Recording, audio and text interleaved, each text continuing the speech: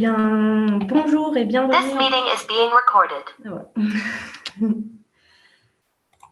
Donc, bonjour et bienvenue à tous et à toutes pour ce webinaire de cueillir des PAM en milieu sauvage dans le 04 et le 05. Donc, avant de commencer, je voudrais vous informer que donc, ce webinaire va être enregistré.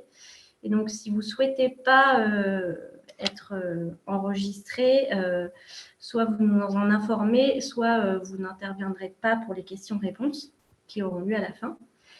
Et ensuite, cette vidéo sera mise en place sur la chaîne YouTube de Agribio04 pour pouvoir le diffuser plus largement aux différentes personnes qui seront intéressées. Donc, moi, je me présente, je suis Coralie Gaborio de Agribio05. Je suis conseillère animatrice en PAM dans le groupement d'agriculture bio du 05. C'est ma collègue Mégane qui avait tout organisé ce webinaire, donc Mégane Véchambre de Agribio 04. Et donc, je la remplace un peu au pied levé aujourd'hui parce qu'elle est malade. On avait tout organisé ensemble, mais pour ce qui est des questions techniques, je ne suis pas trop encore en fait, donc j'espère que vous serez tous indulgents. Et donc nous, Mégane et moi, on travaille sur les PAM. Donc Mégane plus principalement dans la région PACA, plus largement dans la région PACA, et on anime et on conseille la filière dans nos groupements d'agriculture biologique respectifs. Et on accompagne les différents groupes de producteurs dans la filière. Pour faire un rapide historique du pourquoi de cette présentation aujourd'hui, au long des différents événements qu'on a organisés concernant les plantes médicinales et aromatiques dans notre département, lors des formations, des rencontres, etc., on s'est aperçu qu'il y avait une grosse thématique sur la cueillette et un besoin d'avoir plus de connaissances sur ce domaine sur nos territoires dans le 04 et le 05, notamment d'avoir un peu plus de données sur les cueilleurs, sur les plantes cueillies et de mieux les connaître. Donc, il y avait 2 ans de ça, on avait fait une réunion où les producteurs nous avaient incité largement à faire quelque chose. Et au bout de 2 ans, donc, on a pu mettre en place un stage que Louane a réalisé en automne dernier pour recueillir des données auprès des cueilleurs sur le 04 et le 05. Donc, c'est principalement la région sud que nous remercions qui finance cette enquête et ce stage, et ensuite les différentes valorisations que nous en faisons derrière. Et donc, pour le déroulé de ce webinaire, pour les 15 premières minutes, je donnerai la parole à Louane qui nous présentera donc les résultats de son stage. Ensuite, vous aurez 15 minutes pour pouvoir échanger, poser des questions de compréhension avec elle. Et ensuite, nous pourrons vous présenter le projet CARE, donc d'étude d'impact de la cueillette des plantes sauvages, et que Xavier Lemonde nous présentera et nous introduira. Et ensuite, les résultats, Laurence Chabert nous présentera le résultat de son travail dans le cadre de ce projet. Et puis, enfin, vous aurez 15 minutes pour pouvoir échanger et poser des questions sur ce projet-là.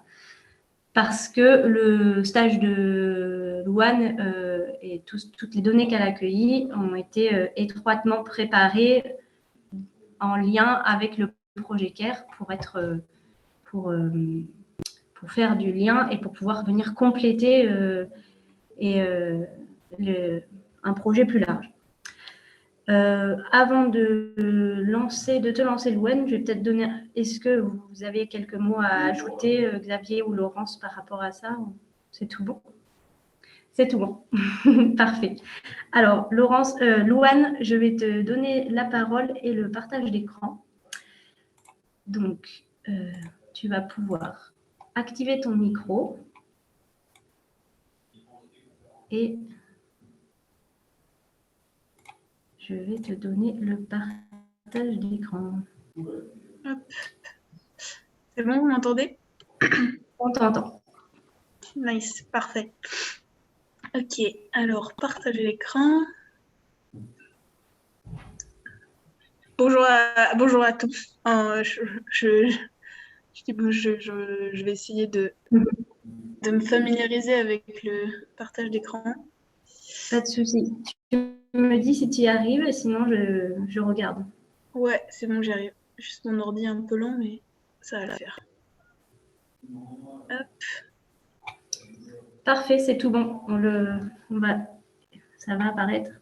nickel. Je vais essayer de mettre la diapo, version diapositive. Alors,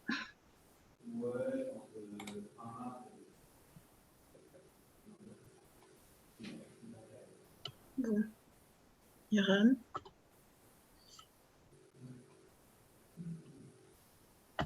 C'est toujours un peu long dans les connexions multiples comme ça. Ouais, parce que là, vous voyez quelque chose? Vous voyez mon Pour écran? l'instant, on voit ton diapo. Il n'est pas en mode diaporama, mais on le voit. Ok. Je sais pas si c'est mon ordi qui rame beaucoup ou si c'est la mais ok. Hop. J'arrive pas à mettre en mode diapo. Je pense que je vais rester comme ça. Il n'y a pas de souci. Ok. Ça. Et là, est-ce que vous voyez la carte ou est-ce que vous voyez la première image? La première diapo.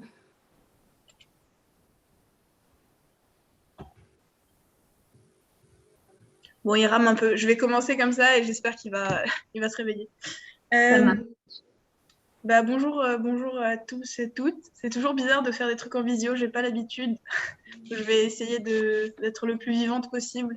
Moi c'est Louane. J'ai fait le stage du coup en automne dernier et je vais vous présenter du coup la synthétisation des réponses que j'ai eues lors de mon enquête.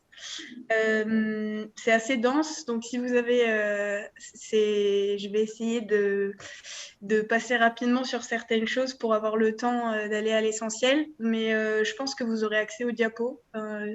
En tout cas, c'était possible pour la restitution en présentiel, donc à voir, mais je pense que ce sera possible pour cette restitution-là aussi. Donc voilà, pas de stress pour les infos, que j'aurai peut-être pas le temps de tout lire, de tout présenter. Donc voilà, je vais essayer de pas trop dire de bêtises vu que c'est enregistré. Et voilà, c'est parti. Alors, maintenant, il faut qu'il accepte de passer à la deuxième diapositive.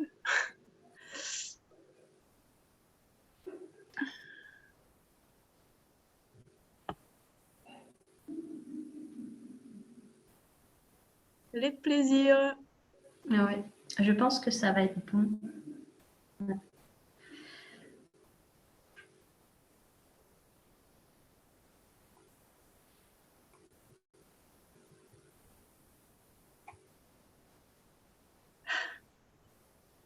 Ça me fatigue. Il est vraiment lent. Et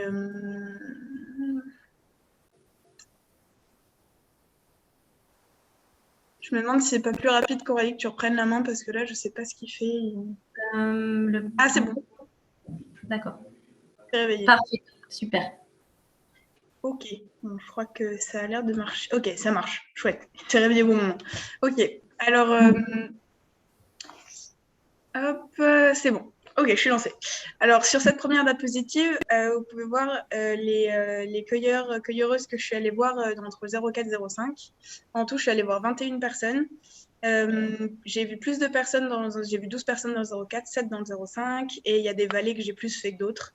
Donc il y a pas mal de monde finalement que j'ai pas eu le temps d'aller voir. Il a fallu faire un stage de 6 mois pour pouvoir aller voir tout le monde. Je passe à la deuxième. Là, c'est la même carte. Simplement, j'ai rajouté les cueilleurs, tous les cueilleurs-cueilleureuses que j'ai entre guillemets repérés. Les personnes que j'ai appelées ou qui ne pouvaient pas venir sont en grise. Les personnes en bleu, c'est les personnes que je n'ai pas contactées ou qui n'ont pas répondu. En tout, du coup, ça fait 52 personnes qui font de la cueillette en milieu sauvage. Par rapport aux objectifs, donc Coralie a déjà parlé, donc je vais passer. S'il veut bien. Allez.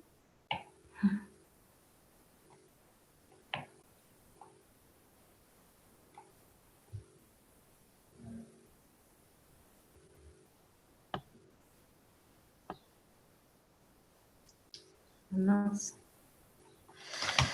Bah, sinon, je te ferai des petits signes, Coralie, ça ira peut-être plus vite parce que là. Ouais, le gros souci, c'est que je pense qu'il va y avoir des bugs si je le mets moi. Mais des Ah ouais? bugs de présentation. Je vais tenter. Mm. Le plaisir de la visio, ouais, je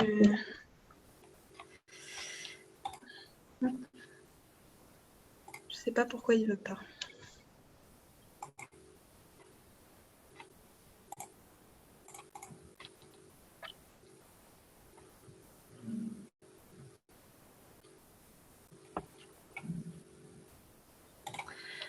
Voilà, je vais le lancer et puis tu me feras des signes. Ok.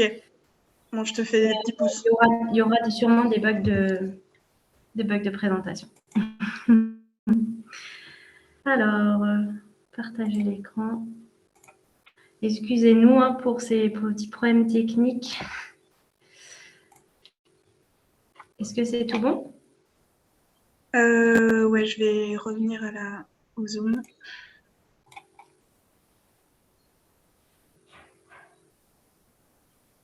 Ouais, mais c'est de mon côté qu'il y a des problèmes de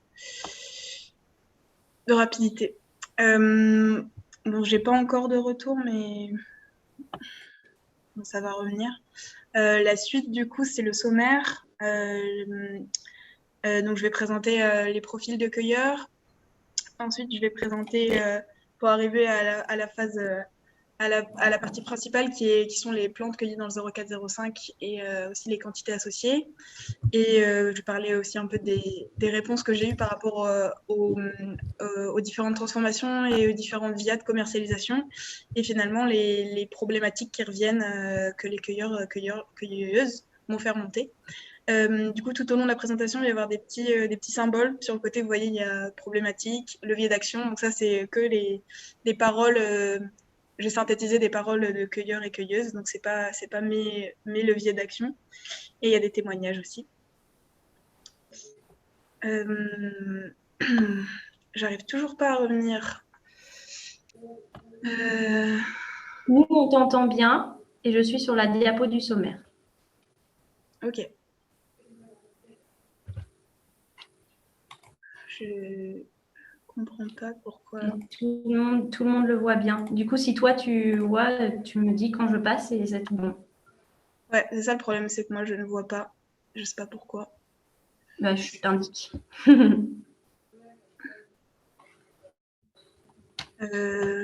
Mais j'ai besoin des diapos pour suivre aussi. Ah, tu n'arrives pas à voir sur ton ordinateur le diaporama, c'est ça? Ouais. C'est peut-être parce que je suis toujours en train de partager l'écran. Ah, c'est ça le problème. Ouais. Ok. J'avais pas. Ok, là, ça va être bon. Ok. Ouf. Pas de Je vais stress. être rodée après pour. Ok, c'est bon, tu peux passer, Coralie. Merci.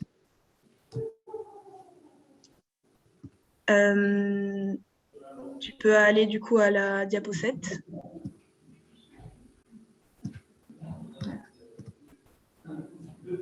Voilà.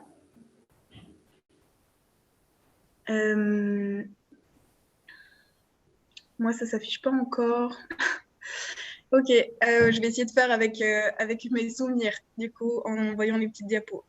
Du coup, là, il y a, sur cette diapo, il y a les dates. Ah, c'est bon.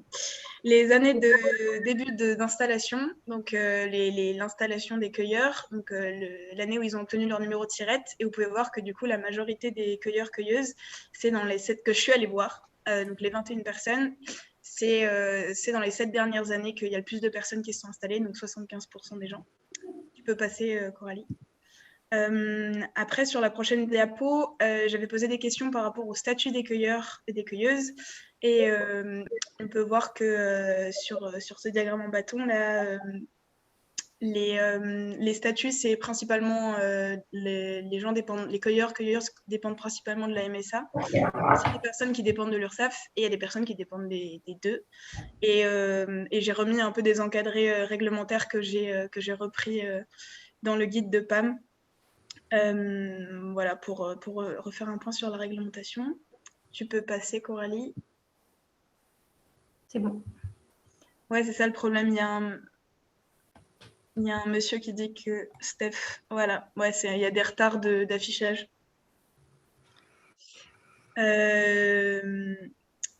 Donc Steph, j'espère que là vous voyez la suite. C'est ensuite l'activité des cueilleurs et des cueilleuses. Est-ce qu'ils font aussi de la mise en culture de PAM?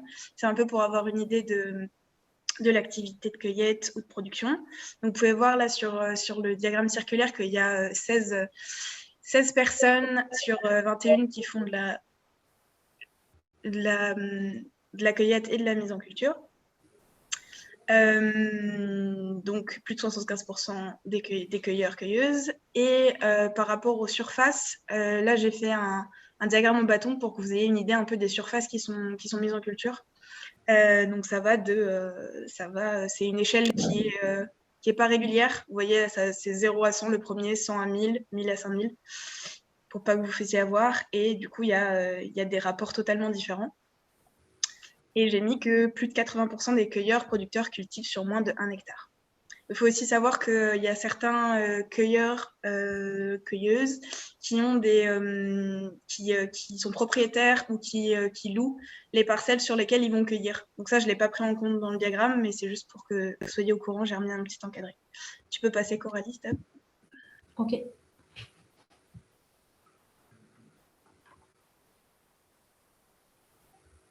Il y a un gros délai d'affichage. Je pense que ça s'affiche pareil pour tout le monde. Ou est-ce que c'est que moi qui ne vois pas la suite? Ben voilà, je ne sais pas. Ok, bon, ça c'est passé. Je te dirai un peu en avance, comme ça je suis sûre que ça passe. Ok, là c'est la suite. Bon, il y a des petits décalages d'affichage, désolé. Là, c'est la place de l'activité de cueillette dans l'activité et le revenu. Donc, c'est juste pour mettre en avant le fait qu'il y a certains cueilleurs-cueilleuses qui font aussi une autre activité. Donc, il y a 5 personnes sur les 21 qui avaient une activité non agricole et 4 personnes qui avaient une autre activité agricole. Ensuite, je vais passer au chiffre d'affaires pour que vous ayez une idée un petit peu, qui est lié à la cueillette en milieu sauvage. Donc là, j'ai eu que 11 réponses voilà, sur les 21. Donc, il y a un rapport de 10 entre le plus petit chiffre d'affaires et le plus grand. Donc ça va de 3 500 à 54 000 euros.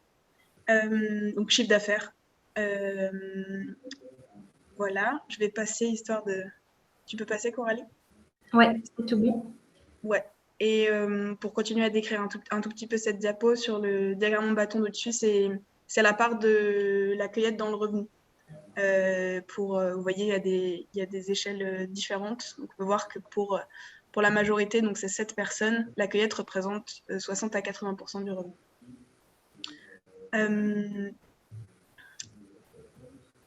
J'attends que la suite s'affiche, ça ne va pas tarder. Voilà, je lis la suite. La commercialisation des plantes issues de la cueillette sauvage représente pour 11 cueilleurs plus de 50% de leur chiffre d'affaires. Donc, c'est quand même une activité qui est bien valorisée. Il y a un temps de latence assez important. Sinon, est-ce que tu penses que tu peux nous parler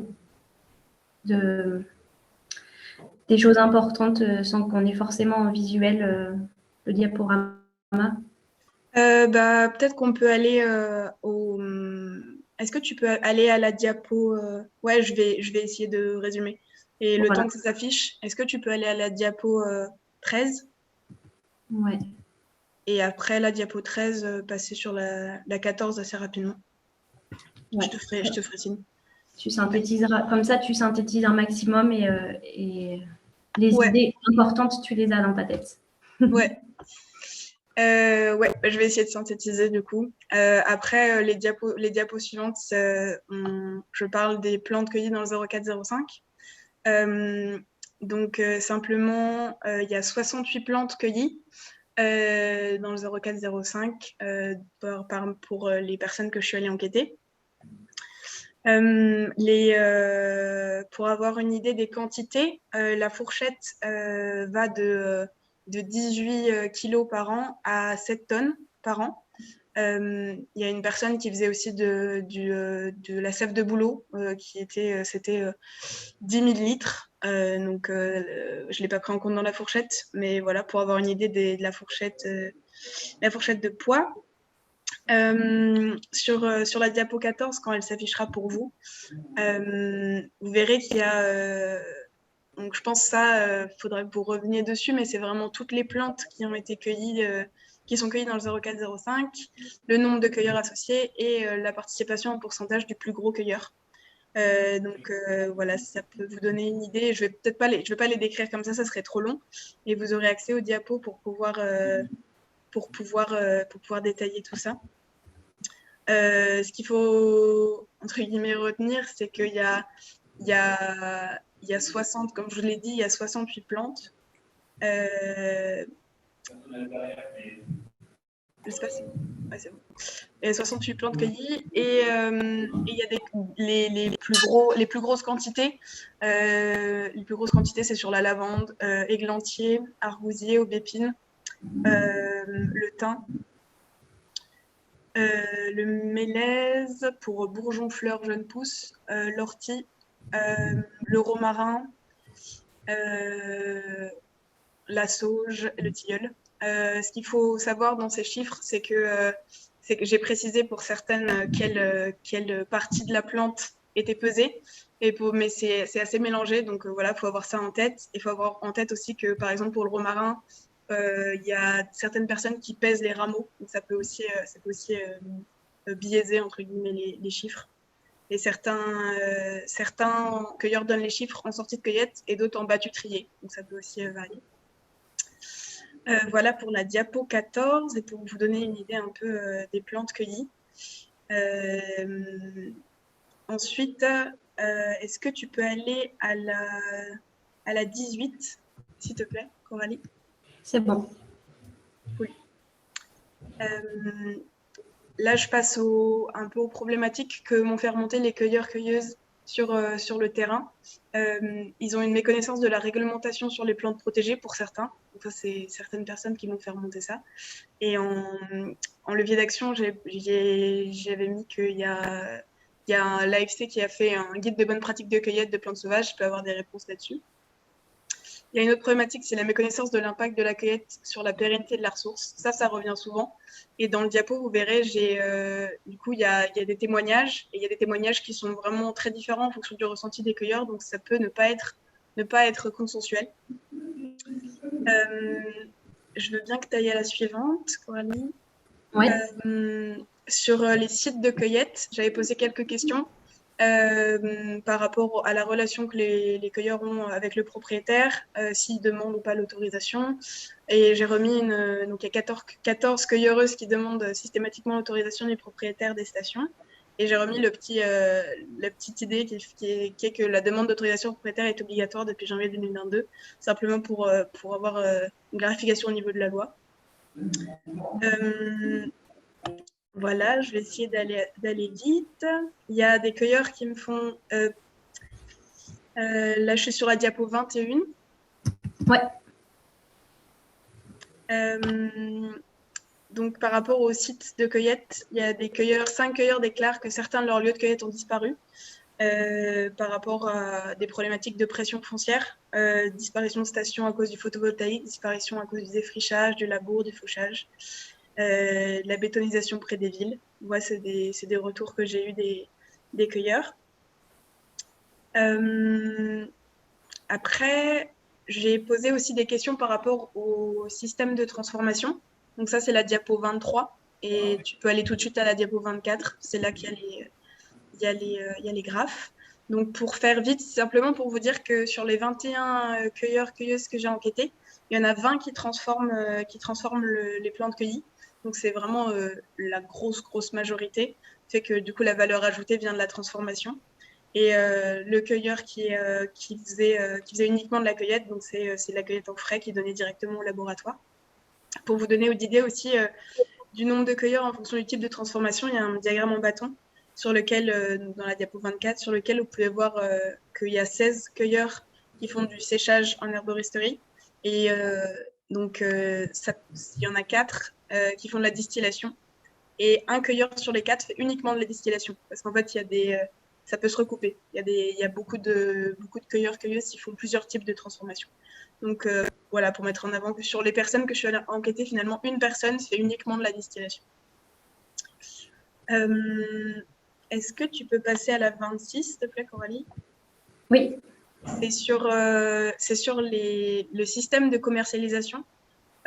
Pour vous donner une idée aussi de via quelle voie les produits sont vendus. Donc, c'est surtout de la vente directe et de la vente au magasin pour les personnes que je suis allée voir. Ça a concerné 18 personnes. Donc, c'est des circuits courts qui sont utilisés. Je vais passer sur l'autre diagramme en bâton. Ça va être un peu long sinon.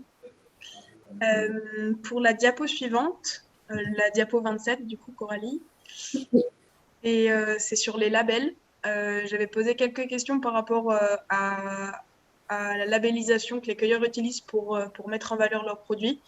Et donc, il y a 14 personnes sur les 21 qui avaient un label. Donc, c'est une majorité aussi. Et pour les personnes sans label, c'est pas forcément qu'ils n'avaient pas... ils peuvent prétendre au label, mais des fois, c'est des choix de ne pas prendre les labels. Et sinon, il y a différents... mis à part le bio, il y a aussi Nature et Progrès qui est valorisé par 3 personnes simples. Et sinon, il y a d'autres labels plus territoriaux. Voilà, j'ai remis quelques avantages et inconvénients que les cueilleurs m'ont partagé quand je faisais les enquêtes par rapport aux avantages du label bio, aux inconvénients. Et un des avantages, j'ai remis le petite idée qu'en 2024, le crédit d'impôt sur le label bio sera de 4 500 euros. Voilà. Ensuite, je vais parler un petit peu des problématiques de commercialisation que les cueilleurs-cueilleuses m'ont fait remonter. Est-ce que tu peux passer à la 29, s'il te plaît? Oui. Alors, il y a beaucoup de cueilleurs-cueilleuses qui m'ont fait remonter des problématiques par rapport à la commercialisation. Et c'est des ressentis vraiment différents en fonction des gens aussi. Donc, c'était assez intéressant, mais c'était aussi j'étais assez perdue par rapport à qu'est-ce que je devais penser et s'il y avait une vérité générale, quelle est la vérité générale. Donc, ce qui remontait, c'était que les particuliers dépensent moins dans la cosmétique paysanne. Donc, ça, c'est des idées qui sont remontées. Et quand j'ai mis le petit pas égal, c'est qu'il y a des ressentis qui étaient différents. Il y a aussi la problématique de trouver des débouchés à cause de la compétition. Voilà, j'ai remis quelques leviers d'action que les cueilleurs utilisent pour trouver des débouchés. Donc, chercher des débouchés dans les marchés de niche, une formation de groupes de cueilleurs dans des zones géographiques spécifiques pour la commercialisation. Après, j'avais posé aussi quelques questions pour vous donner une idée de la relation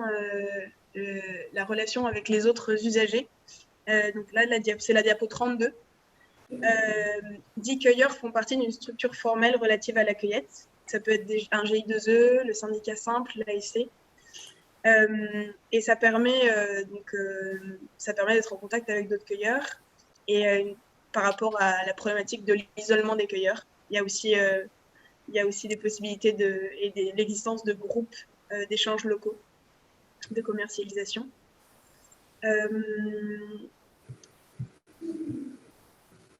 Par rapport, donc je vais passer assez rapidement, mais dans la diapo 33, je voulais mettre en avant les rencontres qui se passent sur les stations. Le fait qu'en fait, il n'y a pas de problématique qui a été soulevée par rapport à la rencontre avec des particuliers, donc des cueilleurs du dimanche sur les stations.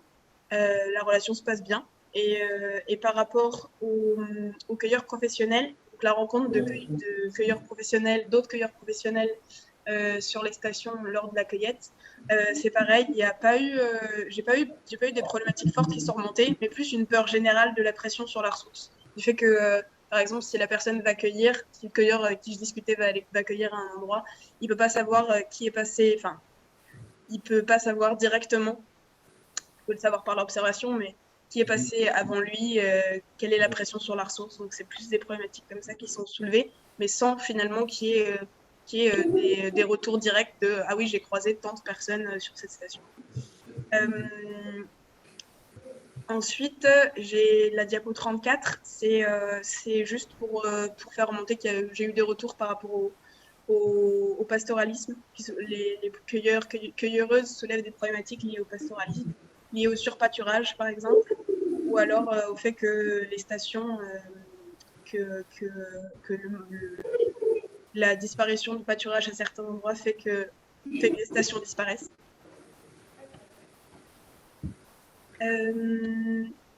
J'ai bientôt fini. Je vais vous laisser poser des questions ensuite. Ça me fait bizarre de parler dans le vide, donc désolée si je vais un peu vite. Voilà, et vous me direz s'il y a des choses sur lesquelles vous voulez revenir. Là, je vais passer aux problématiques liées à la pérennité de la ressource que m'ont fait remonter les cueilleurs. C'est la diapo 37. Donc, la plus grosse problématique, c'est le changement climatique et les effets ses effets sur les plantes. J'ai eu beaucoup de témoignages par rapport aux effets visibles du changement climatique. Et les solutions que les cueilleurs-cueilleuses mettent en avant, c'est la mise en culture. Donc, parmi les personnes qui font déjà de la mise en culture, il y en a 14 qui déclarent vouloir encore plus mettre en culture, donc tendre encore plus vers la mésoculture. J'ai remis quelques espèces qui sont intéressantes, sur lesquelles ils veulent mettre en culture. Et il y a un autre levier d'action que a mis en avant un cueilleur, c'est avoir une approche culturo-cueillette. Donc c'est semer en sauvage, travailler grossièrement des plants, débroussailler les sites. Voilà, ça c'est les leviers d'action qu'ont mis en avant les cueilleurs. Par rapport à la pérennité de la ressource, tu peux passer à la diapo suivante, Coralie. Il y avait aussi les problématiques de nouveaux cueilleurs qui se forment et qui s'installent. Alors, par rapport à cette problématique-là, j'avais repris des chiffres de l'ORAB, de l'édition 2022 qui est sortie. Et juste pour dire qu'en fait, entre 2020 et 2021, dans le 04, il y a 10 fermes en bio, en PAM, qui se sont créées. Et dans le 05, il n'y a pas eu d'installation en bio entre 2020 et 2021. Donc ça, c'est des chiffres. En fait, ça concerne des fermes en bio, en PAM, mais pas forcément en cueillette. Donc, potentiellement, les chiffres sont à revoir à la baisse. Mais il y a une autre chose, c'est qu'il y a certaines personnes qui s'installent pas en bio, donc pour faire de la cueillette. Donc, les chiffres peuvent être revus à la hausse. Donc, voilà, ces chiffres sont totalement à remettre en question, mais c'est pour avoir une idée globale. Une autre problématique que les cueilleurs mettaient en avant, c'est la cueillette de masse par rapport au thym, les rafleurs de thym. Donc ça, il n'y a pas eu de levier d'action particulier qui ont été mis en avant. Et la recrudescence de la cueillette privée. Les particuliers ont peu conscience des quantités à cueillir. La diapo 39, c'est une diapo du point d'accueil installation, simplement pour remettre en avant aussi un peu des chiffres pour l'installation des gens en PAM. Donc, vous pouvez voir sur la 4e barre que les PAM, il y a 20 projets d'installation en PAM. Donc ça, c'est 2021. C'était en 2021, pour remettre un peu des chiffres. Et la diapo 40, c'est la dernière diapo, et c'est par rapport toujours aux problématiques sur la pérennité de la ressource. Un autre problème qui est beaucoup remonté, c'est le fait que les cueilleurs ne savent pas qui cueille où et quoi. Donc ça, c'est beaucoup remonté. Et il y a un cueilleur qui me disait ce qui serait bien, ce qui serait idéal, ce serait d'avoir un registre à la mairie ou à la chambre d'agriculture qui soit complet pour savoir si on veut s'installer, s'il y a déjà quelqu'un et où est-ce qu'il cueille et quoi, et pouvoir rentrer en contact avec cette personne-là. Donc ça serait l'outil rêvé des cueilleurs. Et voilà, pour moi. Ensuite, c'est la biblio à la diapo 41. C'est les principales choses que j'ai utilisées.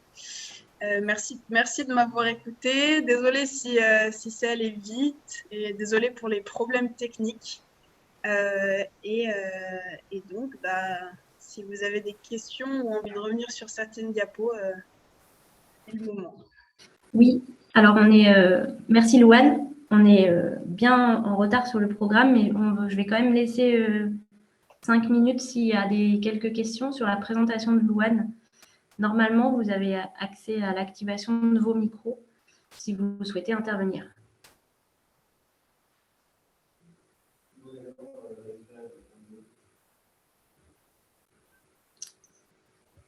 Et on va pouvoir passer à la suite alors. Ok. Au moins, je pense que c'est parce que comme on a été rapide, sinon, si les questions vous viennent après, on pourra en fin de présentation revenir sur. Non, tu seras plus là, Louane, mais nous on pourra répondre. Ouais, pas de souci. Si besoin. Et je sais pas si le diapo, tu sais s'il va être partagé, parce qu'il y a vraiment des trucs, je passe Oui. très vite. Je demanderai à Mégane de le mettre en PDF, comme ça il ne bougera pas, et de l'envoyer et de le partager à toutes les personnes qui sont là. Comme ça, vous pourriez y avoir accès tous et pouvoir ensuite, si besoin, nous recontacter pour avoir des précisions. Voilà. Mais en tout cas, profitez que Louane soit là parce qu'après, elle va nous quitter. Donc, si vous avez des questions, c'est maintenant.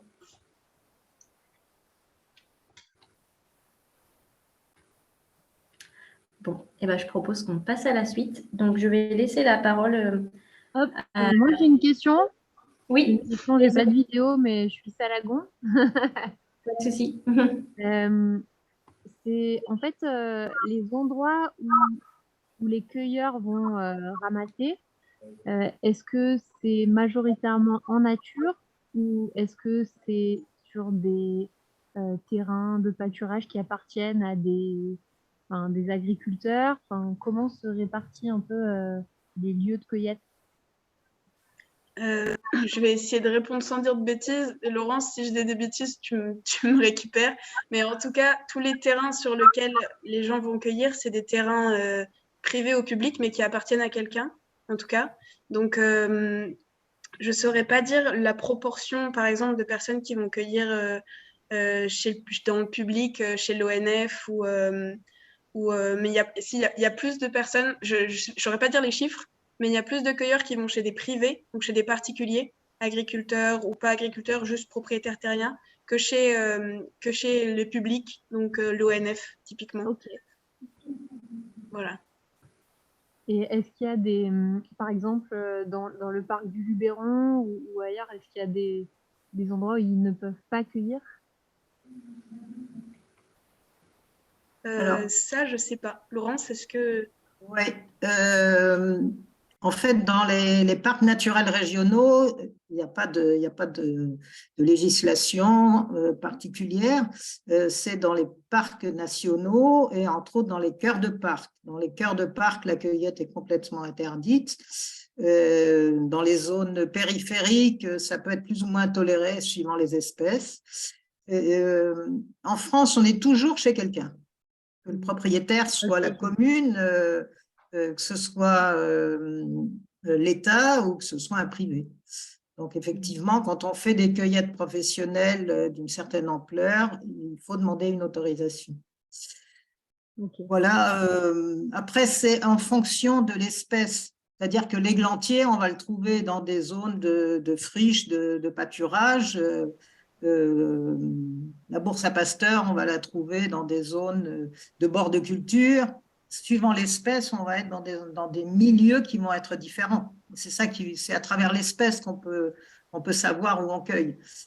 Sinon, un agriculteur qui a à la fois de la garrigue, du bois Et des cultures, bah, il est chez lui et il cueille partout en fonction de l'espèce dont il a besoin et là où elle pousse.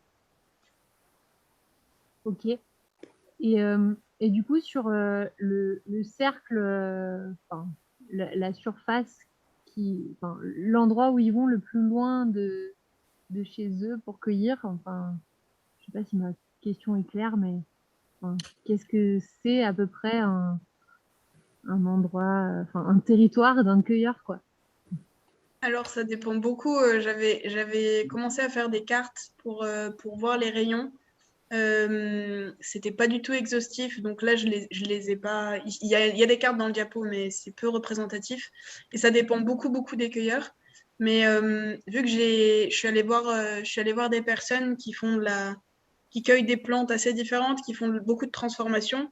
Et une des valeurs importantes pour eux, c'était de trouver des plantes près de chez eux, donc en local, et faire maximum 15, dans un rayon de 15 km, 15-20 km autour de leur domicile.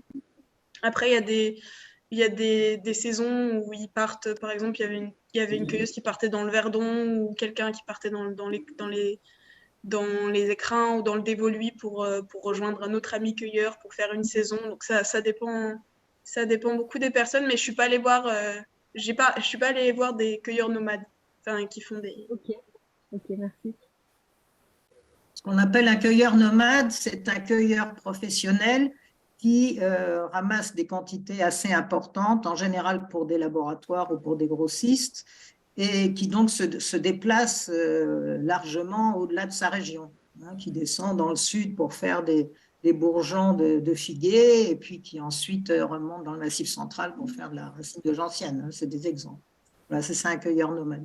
Tandis que les autres cueilleurs, soit ils sont agriculteurs et ils cueillent sur leur propre propriété, sur la commune environnante, soit ils sont cueilleurs professionnels, mais ils restent dans leur propre région et en général, ils demandent des autorisations là aux communes, parce qu'il ne faut pas oublier, dans le public, c'est beaucoup les territoires communaux, hein, ils demandent l'autorisation dans les mairies ou à l'ONF, qui gère à la fois une partie de forêt d'État et une partie de forêt communale.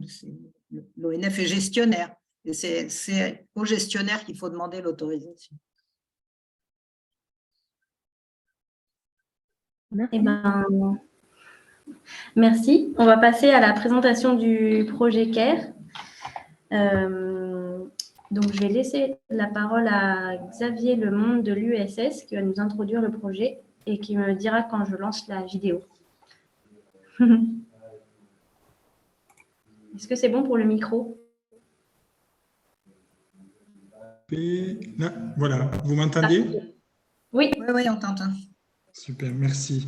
Donc, un petit mot de présentation peut-être parce que j'ai cru entendre et puis à travers les questions aussi que tout le monde n'était pas forcément dans les deux départements concernés, 04 et 05. Donc, l'USS, c'est l'Université européenne des senteurs et saveurs basée à Fort-Calquier. Donc, on est sur un territoire qui a une culture de PAM qui est très ancienne. Et donc, à l'intérieur de cette université, on a notamment un musée, le musée Artemisia, qui retrace cette histoire locale, qui est un centre d'interprétation du territoire et qui retrace la filière en fait des cueilleurs, des colporteurs, des herboristes, des droguistes, voilà, qui a fait la richesse de ce territoire depuis, entre autres, depuis le XVIIIe siècle. Et cette culture en fait des plantes aromatiques à parfum, elle se perpétue. Il y a pas loin de nous, il y a eu tout à l'heure Clémentine de Salagon qui a pris la parole. Donc il y a aussi une histoire locale et un centre ethnobotanique de recherche avec Salagon, avec qui nous travaillons une complémentarité. Donc, je dis tout ça pour amener cette étude CARE, donc pour Cueillette alpine responsable, qui est une étude que nous avons démarrée il y a un peu plus de 2 ans, avec l'idée de s'intéresser justement au côté contemporain de la cueillette, venir étayer la suite de notre musée. Donc, c'est intéressant aussi de voir à travers la présentation de Louane aussi, hein, la diversité, la complexité de ce milieu.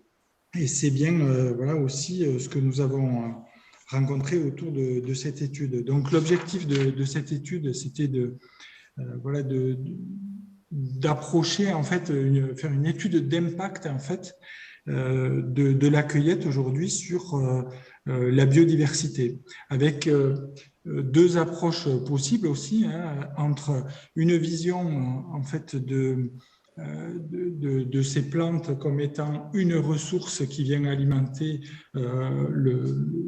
les cueilleurs, ou bien aussi comme étant un patrimoine qu'on cherche à préserver pour assurer voilà, le maintien de la biodiversité. Donc, on s'est rendu compte assez rapidement qu'il est très difficile, puisque cette étude elle a été réalisée, mais Laurence va rentrer dans les détails à l'échelle du massif alpin, il était très difficile de faire une étude réellement d'impact de façon globale et qu'elle n'aurait pu être envisageable que par plante et par territoire. Donc là, ce qu'on va vous présenter, c'est d'abord une approche beaucoup plus globale, un inventaire voilà, de la flore, mais qui a été derrière aussi qualifié dans les usages qui en sont faits. Voilà, donc cette étude, elle a pour vocation du coup d'alimenter la réflexion autour de la préservation de cette ressource, à la fois à destination des gestionnaires d'espaces naturels, des professionnels de la cueillette et également du grand public. Donc, elle a été structurée en deux volets.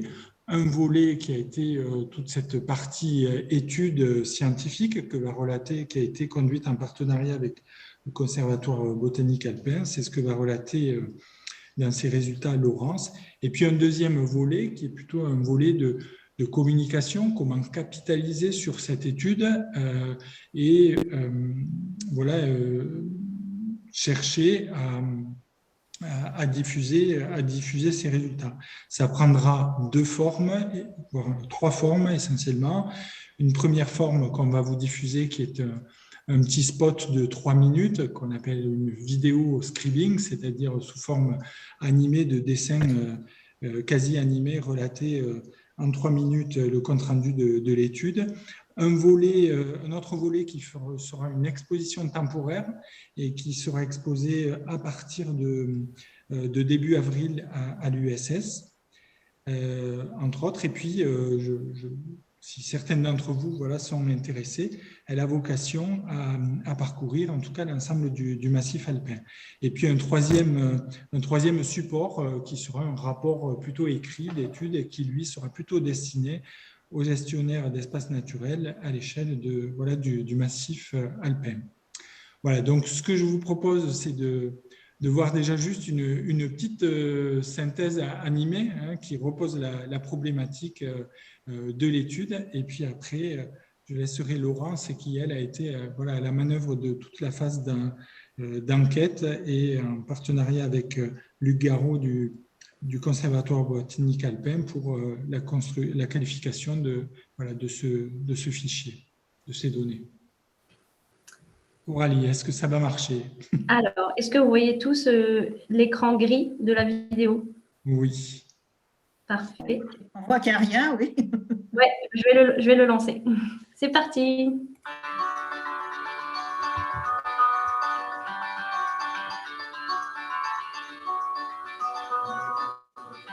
La biodiversité de la flore alpine est riche et précieuse à la fois pour les milieux naturels, mais également pour nos sociétés humaines qui bénéficient de ces nombreux services. Pourtant, plusieurs facteurs menacent cette biodiversité. Changement climatique, pollution, déforestation et l'utilisation commerciale et familiale. L'enjeu de la cueillette est donc fort. Les plantes sauvages alpines, cueillies et plus ou moins transformées, sont intégrées dans des formulations alimentaires, médicinales et cosmétiques. Elles sont au cœur de spéculations des industriels qui tentent de répondre à l'engouement pour le naturel. Pour limiter les impacts tout en conciliant enjeux autour de la biodiversité et enjeux commerciaux pour les acteurs de la filière, deux leviers sont à actionner, la réglementation et les bonnes pratiques professionnelles. L'objectif est donc de réguler la pression de cueillette qui dépend des traditions et des tendances de consommation. Mais il est très compliqué de quantifier cette pression de cueillette. En effet, cette activité ne nécessite pas de déclaration de lieu ou de quantité prélevée. Il existe donc un manque de données permettant le suivi des prélèvements. C'est pourquoi le projet CARE, d'une ampleur inédite, a établi un inventaire exhaustif des espèces végétales couvrant le massif alpin français. Grâce à un recensement sur 1456 mailles, l'étude a répertorié 957 espèces végétales faisant l'objet de cueillettes dites commerciales. Mais la réglementation en matière de cueillette reste complexe à décrypter. Aux millefeuilles de mesures parfois contradictoires s'ajoutent les listes rouges d'espèces en danger. Ces dernières servent d'indicateurs de menaces mais n'ont pas de portée réglementaire. Face à cette situation, les cueilleurs s'organisent et travaillent à une structuration de la profession. L'AFC a ainsi formalisé un guide des bonnes pratiques du cueilleur. Quelles sont ces bonnes pratiques de gestion de la ressource? D'abord, suivre l'évolution des sites de cueillette. Réguler la pression, notamment en respectant le seuil de prélèvement. Cueillir intelligemment pour favoriser le renouvellement de la ressource. Collaborer avec les autres usagers du site. Et enfin, mettre en culture si la ressource est en péril. La gestion durable d'une espèce se pose idéalement à l'échelle globale d'une filière. C'est ce qui a été fait par exemple avec le label Gentiane Responsable, qui instaure à la fois la traçabilité, mais aussi et surtout encourage les bonnes pratiques des acteurs de la filière. La préservation de la biodiversité végétale du massif alpin passera par l'éducation du grand public, par la formation des professionnels et aussi par la différenciation commerciale des produits vertueux. La base de données élaborée par le programme CARE pose la première pierre. Mais face au contexte de pression multifactorielle, il est nécessaire de continuer à suivre et mesurer les évolutions afin de mobiliser les outils de protection adaptés.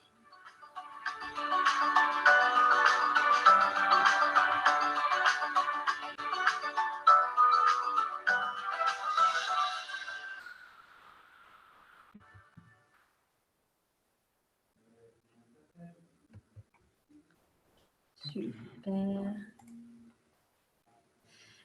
Et ben voilà, on a une petite présentation rapide et on va pouvoir laisser la parole à Laurence pour entrer plus dans les détails. Merci, Alors, Xavier. on va essayer.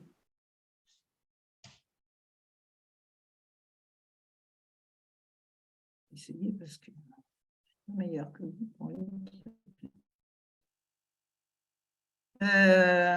Qu'est-ce que ça donne là? Et il est en train de charger.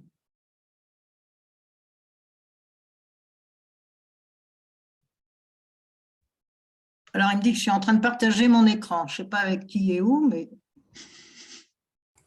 Alors, ça vous voyez fonctionne. quelque chose? Ça fonctionne. Est-ce que tu peux le mettre en diaporama?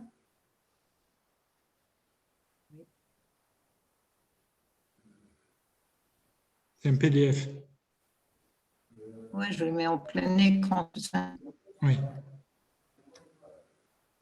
Parfait. Super. Ça vous va?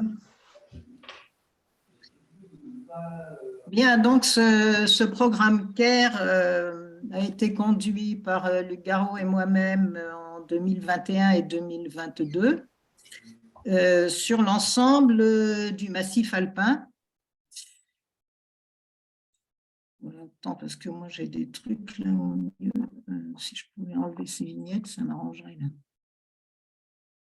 Voilà.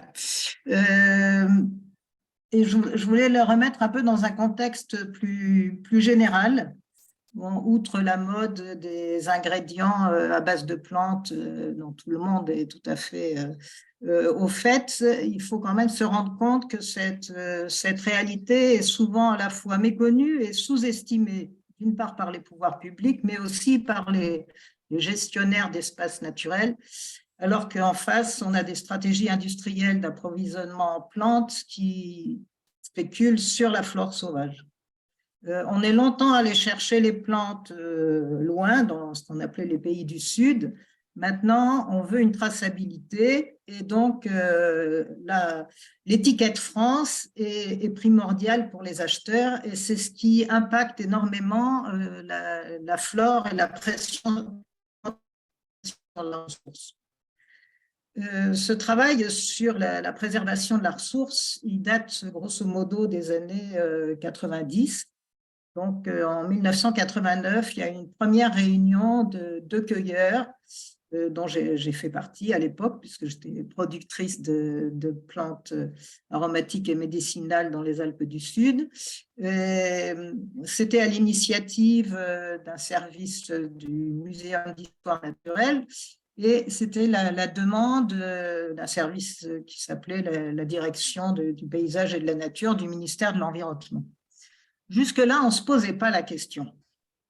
On se disait, voilà, il y a des plantes, on les ramasse. C'est comme si la nature avait toujours été à notre disposition et qu'elle le serait toujours. À partir de ces années 90, on a vu les choses un peu autrement. Et il a fallu un certain temps pour que ces problématiques de préservation de la ressource commencent à prendre forme et à agiter un peu les gestionnaires.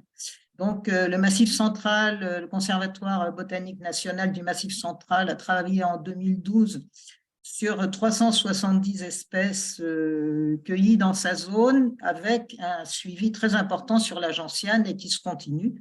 Ça a été évoqué, puis c'est arrivé jusqu'à aujourd'hui, jusqu'à une sorte de label. Ensuite, le Conservatoire botanique national des Pyrénées et Midi-Pyrénées, en 2014, a travaillé sur 436 espèces cueillies, principalement sur des espèces communes avec quelques espèces rares spécifiques à une écologie des Pyrénées. Et une façon d'aborder les choses qui a été assez différente de celle que nous avons abordée et que je vais vous expliquer. La problématique, je ne sais pas très bien comment passer d'une image à l'autre. Vous voyez au niveau de l'écran, là, ça va? Oui, on est toujours sur la… OK. Donc, en 2011, l'Association française des professionnels de la cueillette de plantes sauvages a été créée, l'AFC. Elle compte là en 2023, on est pratiquement à 200 adhérents. Ça concerne à la fois des cueilleurs, mais aussi des acheteurs, mais aussi des étudiants, des chercheurs. Et voilà, c'est une association qui est une association de professionnels autour des plantes sauvages. Il n'y a pas que des cueilleurs dans ces 200 adhérents. Et donc, au niveau national, en 2015, il y a une liste qui est parue dans un journal botanique qui s'appelle Le Monde des plantes, qui est une référence. Et à cette époque, 728 espèces étaient répertoriées comme faisant l'objet d'un ramassage commercial au niveau national. Bon, en 2020, France Agrimaire a donné quelques chiffres selon les déclarations issues des groupements de producteurs. Les plantes cueillies sont de l'ordre de 163 tonnes en France.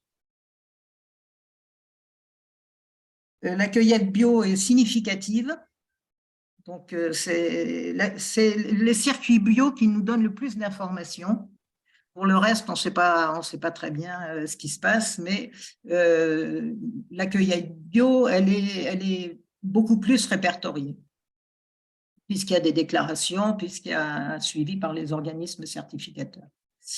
Alors, on voit que le regain d'intérêt pour les produits bio, c'est vraiment confirmé dans le secteur de la cueillette. La demande est soutenue, elle est en augmentation assez permanente. Le marché est axé principalement sur les produits secs, mais il y a aussi toute une partie frais. Et je vous ai mis quelques chiffres pour donner un peu des ordres de grandeur, parce qu'on ne pense pas souvent qu'on ramasse un tel tonnage de feuilles de bouleau, par exemple. Voilà, ou de graines des prés.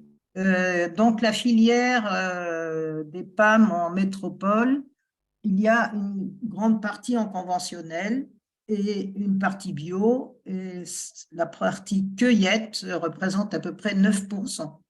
Alors, quand on parle déjà de 163 tonnes en cueillette, on voit que la production de plantes en France, ce sont des chiffres qui sont considérables. Donc, nous sommes partis d'une base de données qui est celle du Conservatoire botanique national alpin, et qui a pu, au fil des années, répertorier toutes les espèces présentes sur son territoire.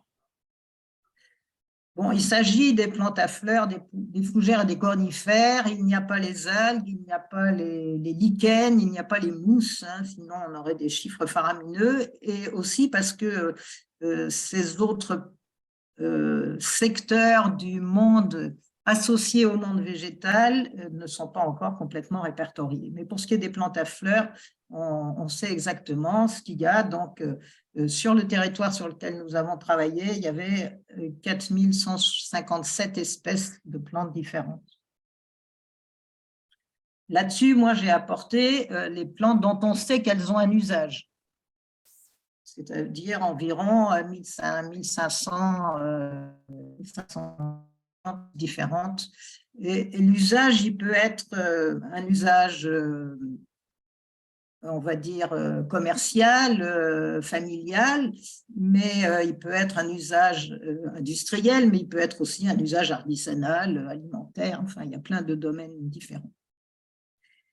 Et comme je n'ai pas beaucoup de temps, je suis dans une synthèse, donc je vous dis déjà que sur ces 4157 espèces, dans le massif alpin, nous avons 970 taxons qui font l'objet d'un ramassage commercial. Vous voyez que c'est une enquête qui est beaucoup plus fine que ce qui a été fait jusqu'à présent, puisque je reviens un peu en arrière. En 2015, sur l'ensemble de la France, on était à 728 espèces. Nous, sur le territoire du massif alpin, on est déjà à 970. Alors, le mot taxon pour les botanistes, ça veut dire qu'il regroupe à la fois des espèces et parfois des sous-espèces. Mais bon, ce sont des plantes différentes. C'est aussi lié au fait qu'en zone de montagne, avec tout le gradient altitudinal, on a une diversité fantastique. Hein, quand on dit que sur cette zone du massif alpin, on a 4157 espèces répertoriées, il faut savoir que la flore vasculaire française, elle est de l'ordre de 6000 espèces. Voilà, le département le plus riche en biodiversité végétale en France, c'est celui des Alpes-Maritimes, parce qu'il va du littoral à la haute montagne. Voilà, donc comment est-ce qu'on a établi ça? En fait, en faisant une enquête en compilant des données qui étaient à la fois des données existantes bibliographiques et puis les sources auprès des cueilleurs, des paysans herboristes, des membres du syndicat simple, auprès d'acheteurs, de laboratoires, de la phytothérapie, de la cosmétique, de négociants, et aussi auprès du monde naturaliste, les conservatoires botaniques, les parcs nationaux, les parcs naturels régionaux, l'ONF. Alors, le monde naturaliste et le gestionnaire d'espace, il y a eu très, très peu de retours, donc il y a certainement beaucoup plus de données existantes, mais on a très peu qui sont revenus. Voilà, donc on a intégré aussi les espèces récoltées. Et dans ces espèces récoltées, les parties récoltées, parce que bien sûr, quand on récolte la racine d'une plante vivace qui va, comme la gentiane, fleurir au bout d'environ 8 ans, 8 à 12 ans, on n'a pas le même impact d'espèces que quand on récolte les ligules d'une astéracée qu'on va en fait laisser sur place et qui va continuer quand même à faire ses graines, etc. Donc, ces 1570 espèces cueillies pour des usages tiennent compte d'usages aussi qui sont peu répertoriés en volume, qui sont les usages familiaux, touristiques. Voilà, chacun va ramasser ce qu'il a le droit de ramasser en principe. Suivant les zones, on verra une poignée de génépis ou quelques kilos de myrtilles. Voilà. Et donc ça c'est impossible à répertorier au niveau de la quantité et du volume. Donc, l'enquête que j'ai faite, elle est principalement passée à travers les circuits bio, puisque là, on a des listes d'espèces précises. On n'a pas de quantité, mais on a des listes d'espèces. Et puis, Agribio 0405 avait fait aussi une enquête auprès d'acheteurs de nos deux régions, là, Aura et PACA, qui avait listé 28 plantes sauvages qui étaient recherchées par les acheteurs.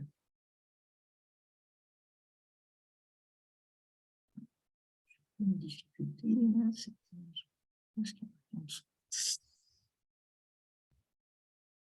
donc, nous avons extrait 5 espèces qui sont des exemples des problématiques soulevées par cette pression sur la ressource.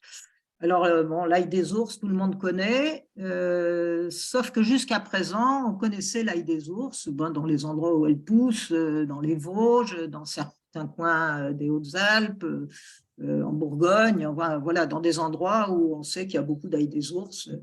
Mais maintenant, tout le monde connaît l'ail des ours. Et ben, pourquoi? Parce qu'on en trouve sous toute forme transformée dans les supermarchés. Et donc, on est sorti d'une cueillette qui était une cueillette commerciale, mais très spécifique à certains territoires où elle est extrêmement présente, des cueillettes familiales qui étaient des habitudes locales. On est sorti de là pour des cueillettes pour l'industrie. Or, il n'y a absolument aucune réglementation sur l'ail des ours, nulle part en France. Donc, aucune protection. C'est une espèce indigène chez nous. On n'évalue pas encore sa régression. On ne la mesure pas, mais on voit qu'elle régresse. Et dans la régression, il y a plusieurs facteurs. Le facteur de la cueillette n'est qu'un facteur. Évidemment, le changement climatique, l'assèchement de certaines zones humides permet tout à fait de voir que l'ail des ours, les surfaces d'ail des ours, on va dire, régressent. Après, jusqu'à présent, on ramassait plutôt la feuille.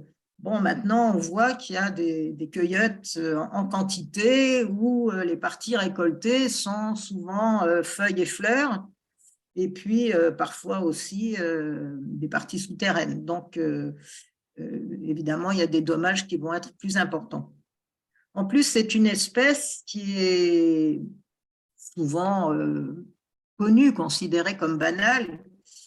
Sauf que ce qu'on ne sait pas, c'est qu'au milieu de l'ail des ours, et lui ressemblant beaucoup, on a 2 espèces extrêmement toxiques, qui sont le muguet, mais qui n'est pas en fleurs à ce moment-là, mais qui a des feuilles qui ressemblent et qui aiment le milieu où pousse l'ail des ours, c'est-à-dire plutôt ombragé, un peu humide.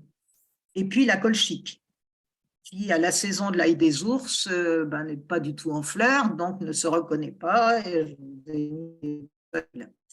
Alors quand on ramasse à la faucille ou au couteau de l'ail des ours en feuilles, ou feuilles et fleurs, on peut ramasser des feuilles de muguet, et puis une fois qu'on a quelques feuilles de muguet dans son panier, comme tout sans l'ail, évidemment, on ne sait pas à qui on a affaire.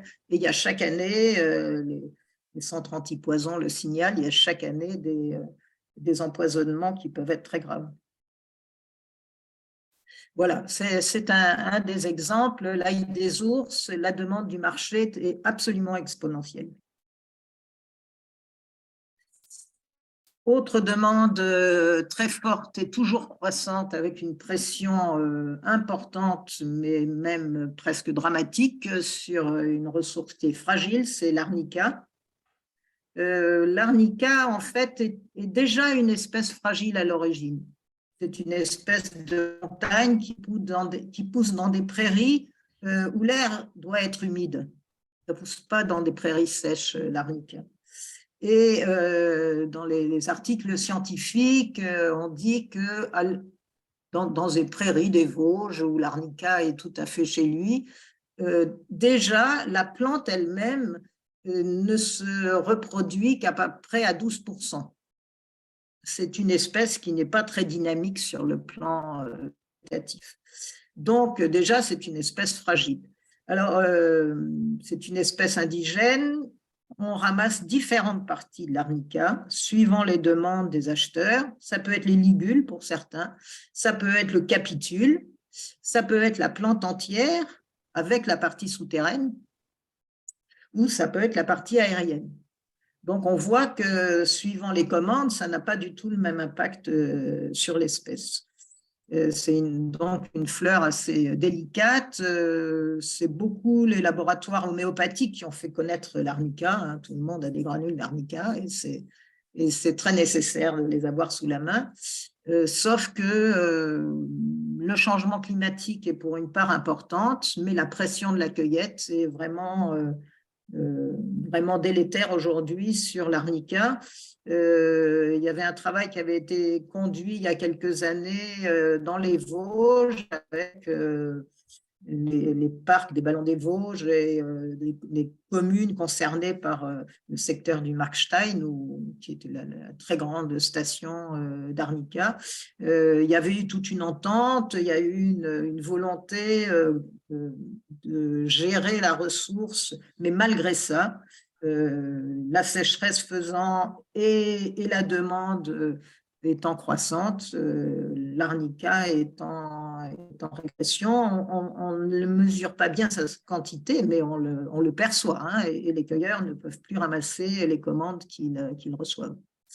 Donc, on commence à travailler sur d'autres espèces qui ont peut-être des principes actifs relativement proches, soit une autre espèce d'arnica, soit Inula montana qui est travaillée dans les bancs.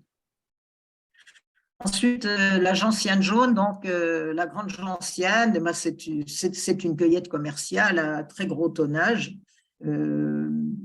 sur la France, c'est-à-dire principalement le Massif central et un peu les Pyrénées. La spécialiste de la gentiane avec qui j'ai discuté lors de l'Assemblée générale de l'AFC disait qu'on est toujours dans une évaluation aux alentours de 2000 tonnes arrachées en France par an. Il y a une petite mise en culture, mais comme il faut des années avant d'avoir une racine conséquente, évidemment, c'est plutôt dans le sauvage qu'on prélève. C'est le plus gros volume de plantes sauvages prélevées en France. Et puis là aussi, il y a un risque de confusion avec une espèce qui lui ressemble beaucoup et qui est exactement dans les mêmes milieux, entre autres dans les Savoies, qui est le vérâtre, qui est toxique. Ensuite, le génépi, alors là c'est bien compliqué. Il y a 6 espèces qui sont cueillies dans le 04 et le 05 qu'on appelle génépi localement. Certaines sont vraiment des génépies au sens des Artemisia génépi. Donc voilà, on a Artemisia génépi, Artemisia ombelliformis, glacialis, erionta, mais il y a aussi des aquilées qui sont appelées génépi. Donc ça, c'est des espèces qui poussent en très haute altitude. On récolte les rameaux fleuris. Pour certaines, il y a des données disant qu'on ne peut les récolter qu'avec des ciseaux pour ne pas risquer d'arracher ces minuscules plantes qui poussent au bord des glaciers à 2000 mètres d'altitude. C'est une végétation très courte. Voilà, les génépis, c'est pas facile à reconnaître. Deuxièmement, il faut aller les chercher. Il y a tout un imaginaire qui est très, très important. Ce n'est pas le sujet ici, mais c'est très, très passionnant. Ceux qui ont travaillé sur les Hautes-Alpes en parlent beaucoup. Le génépi, c'était la plante qu'on allait chercher très haut en montagne. C'était les hommes qui montaient là-haut. Et dans toutes les familles des hauts alpins, il y avait quelqu'un de la famille qui avait dévissé en allant au Génépice. Et voilà, c'était aussi important que la chasse au chameau. Donc, le Génépice, la législation, c'est très, très difficile à comprendre avec Caro, mais bon, on n'arrive pas vraiment à savoir, suivant le département, suivant la zone, suivant le parc. Il y a des endroits où on a le droit de ramasser ce que la main peut contenir, mais on ne vous dit pas si vous avez le droit d'y aller tous les jours. Voilà, c'est difficile. En tout cas, c'est une espèce qui est réglementée et qui est pour une cueillette professionnelle qui est absolument mise à autorisation avec une demande à la DDT ou préfecture. Il y a des mises en culture qui se font et elles ne sont intéressantes au niveau du peu de rendement de ces plantes que vraiment dans des milieux qui sont proches de leur milieu naturel, c'est-à-dire au-delà de 2000 mètres d'altitude. Voilà. Et la rhodiola, alors c'est une espèce qui était très très peu connue, dont l'usage était très peu connu ici en Europe, mais qui est connue des sociétés pharmaceutiques ou de phytothérapie. Et c'était jusqu'à présent une importation surtout de l'Himalaya. On a bien pillé là-bas. Et donc aujourd'hui, on se dit, oh, mais de la rhodiole, ça existe en France, sauf qu'il y en a très peu. Vous voyez les points rouges là, voilà, c'est les stations où il y a de la rhodiole en France, donc c'est vraiment extrêmement restreint. Et la demande est très très forte. La pression de la cueillette commerciale pour cette espèce et vraiment se multiplie et les populations alpines n'ont aucune chance de pouvoir subvenir à la demande. Donc, on commence à avoir des mises en culture, heureusement, dans le 0,5 qui semble marcher. Et puis aussi des adaptations, parce que on utilisait le réseau, mais si on utilise la partie aérienne, qu'est-ce qui se passe? Donc, là, des laboratoires du 0,5 mettent en culture et font des analyses pour voir si la partie aérienne peut répondre aux besoins.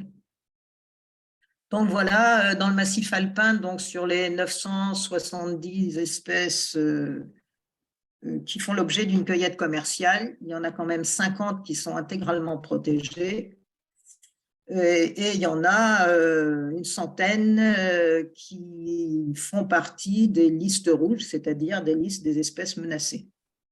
Donc vous voyez qu'il y a fort à faire pour préserver la ressource tout en faisant de la cueillette. Mais pour ça, il faut se mettre au courant et donc, qui connaît toutes ces législations compliquées? Voilà, pour pouvoir prélever des plantes dans la flore sauvage, il faut donc se former, s'informer et le projet CARE fait partie de cet aéropage pour faire connaître d'abord auprès des professionnels, ensuite auprès des acheteurs et ensuite auprès du grand public à la fois les problématiques des cueilleurs, mais aussi comment essayer de voir comment mieux connaître et préserver les zones de ramassage et la diversité floristique qui y pousse. Voilà, j'espère avoir pas été trop longue. J'essaie de sortir de...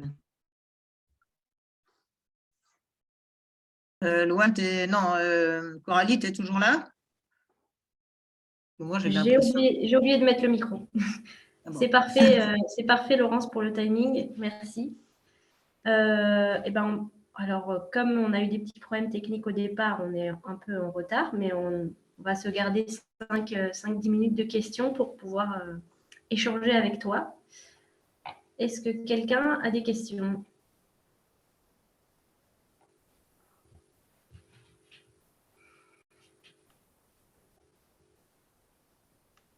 Bon, j'ai l'impression que j'ai abasourdi tout le monde.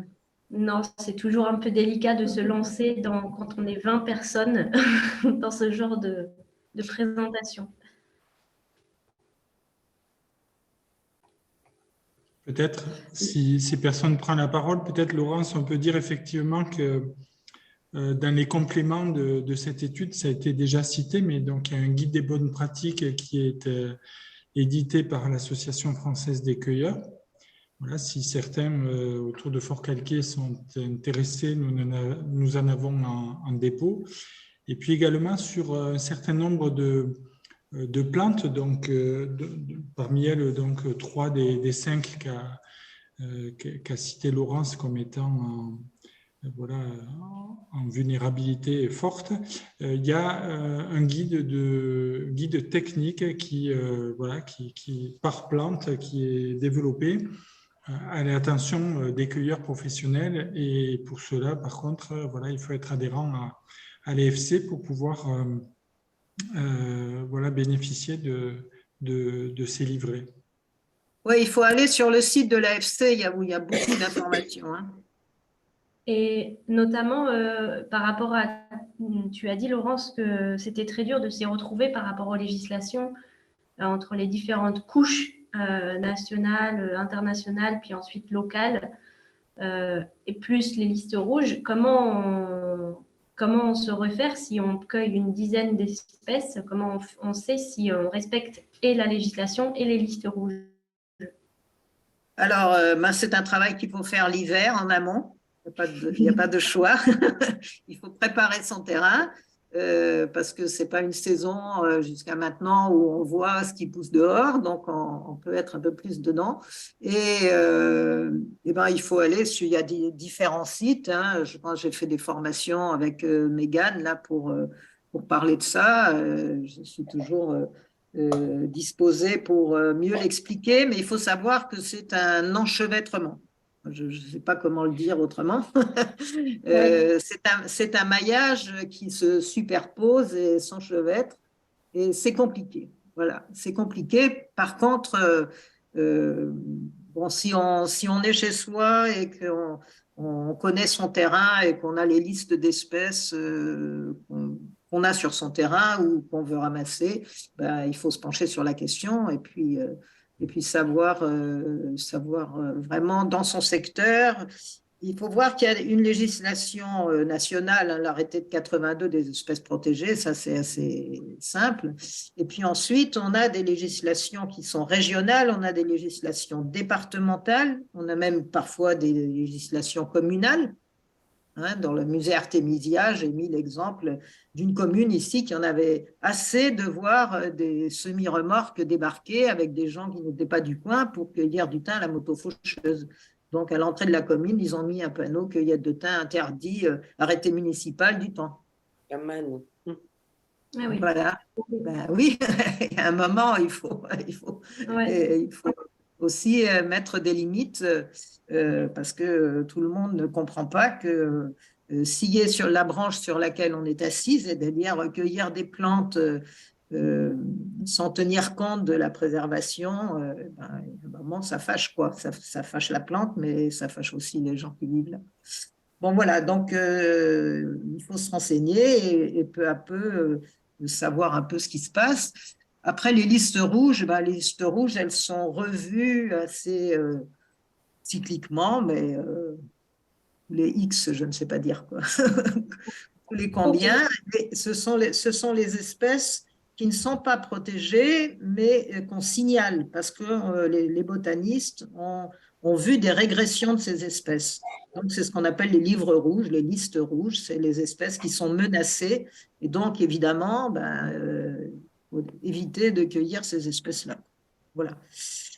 Il n'y a pas de contrainte, il y a simplement une information à travers les listes rouges. Mais ça, ce n'est pas révisé très souvent, hein, c'est des botanistes, des spécialistes qui font ça.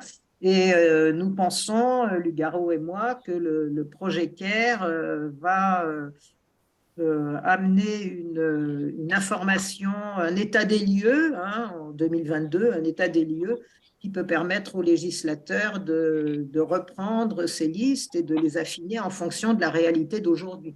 Parce qu'on voit que plus on va finement, et ben plus on se rend compte qu'il y a des espèces qui sont menacées ou voire qui risquent de régresser extrêmement fortement. Ce qu'on n'arrive pas à mesurer, c'est la régression. Quand une espèce n'est plus là ou très très peu, on le voit la différence. Oui. Mais le pourcentage de régression, on le voit qu'au bout d'un certain temps, et là, c'est déjà souvent, le mal est déjà fait, quoi. Oui, tout à fait. OK. Est-ce qu'il y a d'autres questions avant qu'on clôture ce webinaire? Moi, je voulais juste savoir l'usage de la rhodiole ou du rhodiole, je ne sais pas si c'est. Alors, la rhodiole, ça fait partie des plantes qu'on appelle adaptogènes et c'est une plante qui est utilisée beaucoup pour renforcer l'organisme, on pourrait dire, pour le booster. Et voilà, pas mal de laboratoires en ont introduit dans des compléments alimentaires et du coup, les gens ont pris l'habitude d'utiliser un complexe avec de la rhodiole et donc maintenant ils le demandent et comme je l'ai dit, les laboratoires qui veulent avoir une traçabilité ou un label bio, etc., ils veulent une ressource qui puisse suivre, donc ils se retournent sur la France. Alors que ce n'est pas une espèce qui était ramassée traditionnellement comme le génépi ou les autres dont j'ai parlé. Voilà. C'est une espèce qui pouvait être ramassée ponctuellement. D'abord, vous avez vu qu'il y a très, très peu d'endroits. On est vraiment sur la frontière italienne, en montagne. C'est une plante qui pousse dans des éboulis. Ce n'est pas du tout une plante courante. Déjà, moi, j'en avais en sauvage. Si j'en avais 2 fois dans ma vie de botaniste dans les Alpes, c'est bien le tout. Donc, c'est vous dire qu'on n'en voit pas partout. Et puis, c'est une plante qui était peut-être utilisée localement par quelques personnes très connaisseuses, mais ce n'était pas du tout une plante utilisée traditionnellement. Par contre, en Suisse, il y a du travail qui a été fait, il y a des mises en culture qui ont été faites. Et du coup, c'est une plante qui, même si on l'a pas mal fait venir d'Himalaya, continue à être en vogue, on va dire. Donc, voilà. D'accord, merci. Merci. Est-ce qu'il y a une dernière question? Oui, moi j'ai une question. Saladin. Merci Laurent. En fait, je me demandais si pour être cueilleur, il fallait avoir une formation, parce que là, tu parlais de se former, de s'informer. Et qu'est-ce qui permet de dire que quelqu'un est capable de savoir ce qu'il ramasse et dans quel état il laisse la nature au moment. Enfin, voilà. Est-ce qu'il y a une formation et voilà. Alors, d'un point de vue structurel, on peut être cueilleur si on est agriculteur, on peut être cueilleur, ça dépend si on cueille pour vendre ou si on cueille pour soi. Déjà, ça, c'est 2 choses différentes. Mais si on cueille certaines quantités, et c'est là qu'on peut plus faire des dégâts, à visée commerciale, soit on est agriculteur et c'est dans le cadre de son activité agricole, soit on peut être déclaré à la MSA comme cueilleur en donnant les localisations. Et c'est là qu'il n'y a qu'à travers le circuit bio qu'on sait à peu près qui fait quoi. À travers le circuit non bio, on ne sait rien. Et il y a des tonnages qui sont récoltés par des gens qui vont prélever dans la nature et qui vont vendre à un laboratoire et personne n'en sait rien. Si l'acheteur, en général, ne le dit pas et s'il ne demande pas une labellisation, on ne sait rien de ce qui se passe. Après, à travers le site de l'AFC, l'Association française des cueilleurs, il y a beaucoup d'informations. Vous pouvez aller voir.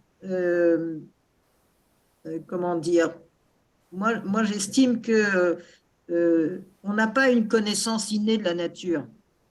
Il faut apprendre. Et c'est en apprenant qu'elle nous apprend par retour. Mais quand vous êtes dans un secteur, il y a beaucoup de thym dans notre région, des Alpes d'Haute-Provence, ok.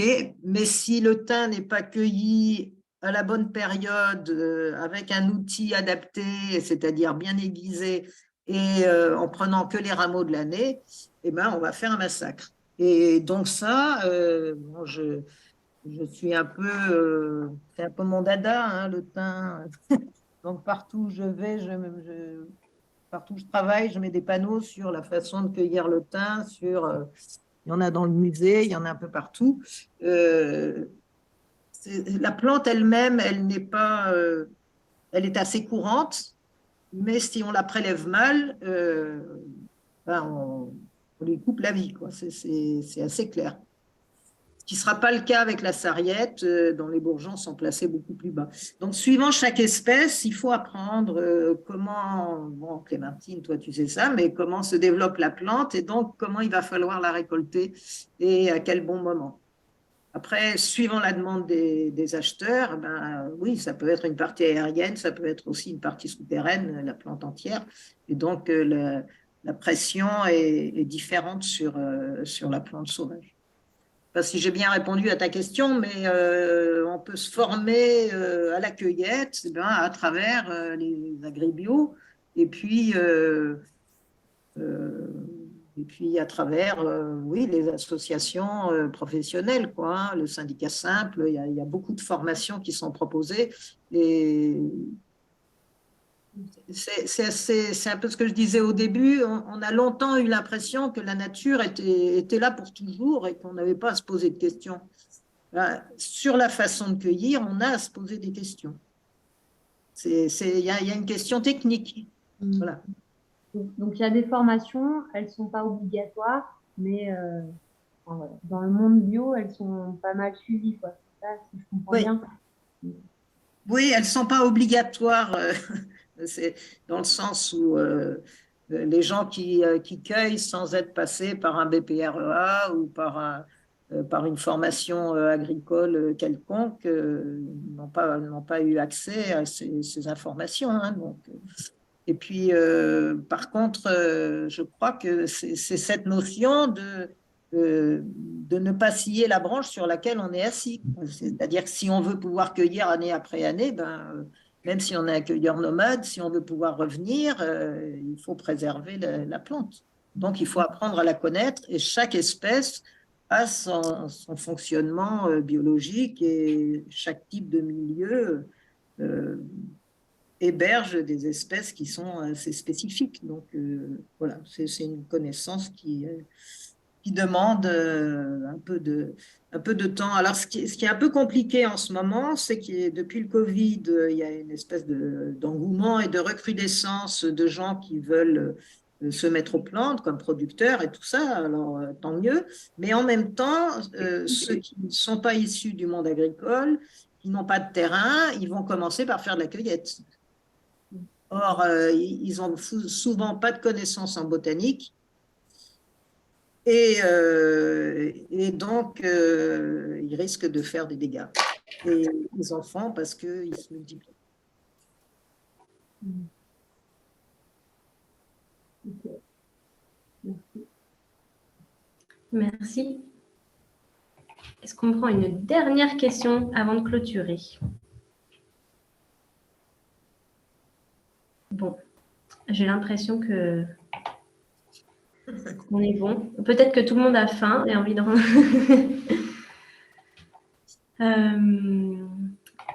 Eh bien, bon, je vois qu'il y a des questions qui ont été posées dans le chat et merci Xavier d'avoir répondu. Eh bien, pour le mot de la fin, merci Xavier et Laurence pour les présentations. Et donc, on transmettra, enfin Mégane, ma collègue, s'occupera de transmettre aux personnes les diaporamas des présentations qui ont été faites, le lien vers le site du projet CARE également. Et surtout, n'hésitez pas à nous poser des questions directement par téléphone, par mail, si vous avez des questions qui vous viennent plus tard. On se fera un plaisir d'y répondre. Ou si vous avez des sujets que vous souhaitez approfondir, parce que ensuite, on fait des formations qui peuvent répondre à beaucoup de vos questions, sur la cueillette notamment. Xavier, Laurence, vous voulez rajouter un mot pour conclure ou... Xavier, je te laisse la parole.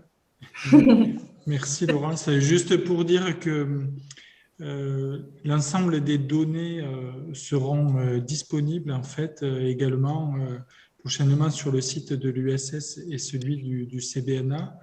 La seule chose qu'on s'interroge, en fait, c'est que vous avez vu, c'est un tableur Excel quand même de 970 lignes et une quarantaine de colonnes. Donc, c'est de le rendre en tout cas un petit peu ergonomique pour que vous retrouviez l'information que vous recherchez. En tout cas, il faut se dire que ce sera un moteur de recherche avec une entrée par plante. Voilà. Et que vous trouverez voilà, toutes les données qui ont pu être renseignées de qualification par plante. Ok, parfait. Merci pour cette organisation au pied levé, Coralie. Oui, et puis je transmettrai à Mégane pour tout ce qu'elle a fait en amont. Et ben, merci à toutes et à tous. Et puis, vous pourrez retrouver ensuite cet enregistrement sur la chaîne YouTube d'Agribio 04. Et puis, en espérant un jour vous rencontrer en face, en réel. Voilà. Et je vous souhaite une bonne soirée à tous. Merci beaucoup. Merci. Merci. Au Bonne revoir. soirée. Bonne soirée.